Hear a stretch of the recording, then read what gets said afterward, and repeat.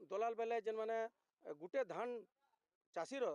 किणिक आनिक ताके फेर थोड़े जे बिकुचे बा जे किसी मुनाफा पाऊे ताके आम दलाल बोलिक कहीपर मध्यस्थी बोलिक कहीपर मिडिल मैन बोलिक कहीपर 2001 सालू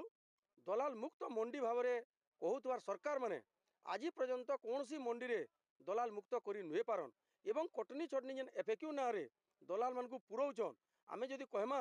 आज ओडिशा सरकार बिना कटनी रे धान किणा बिका हवा बोलिक कहिथिले किंतु एनालाइजर मेसीन आनिक मुख्यमंत्री निजे बरगढ़ जिले में दलाली आरंभ कले कारण बरगढ़ जिलार चाषी मैंने आगुरी जेन प्रक्रिया धान बिकुले से प्रक्रिया धान बिकमु जिते बुलूछन से कहुच्छे आप डिस्क्वालीफाए धान है आपन एफएक्यू धान नुहे से आप एनालाइजर मेसीन टेस्ट कले कि आपंकर धानटा बिक्री है आम जिते एनालाइजर मेसीन के सन्ना धान धरिक जाऊँ संपूर्ण भल सन्ना धान की भी डिस्क्वालीफाए करुच्ची तार अर्थ मुख्यमंत्री निजे दलाल और जेन मैंने विधानसभा कहन जे दलाल मुक्त आम करुँ बोलिक से कृषक संगठन तरफ आह्वान करुँ आसुन आपनकर कर्मीयान कि आपनकर दलाल माने प्रत्येक मंडी रे अछन देखबे कारण बरगढ़ जिले में 229टा मंडी जेन अच्छे सबू जगार आज्ञा दलाल माने पूरे रहीचन एवं ताकर जरिया धान किणा बिका होचे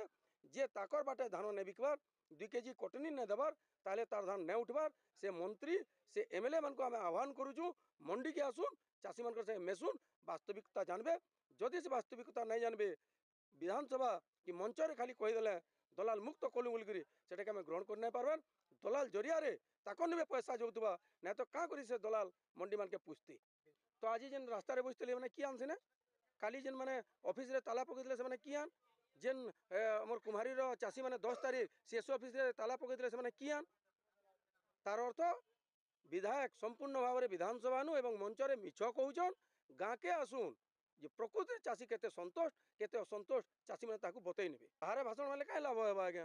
भाषण देना बहुत लोग देसन किंतु मुकाबला करवार कथा परीक्षा देवार कथा मंडी के आसुन चाषी मैंने बतई देवे केते संतुष्ट अच्छा।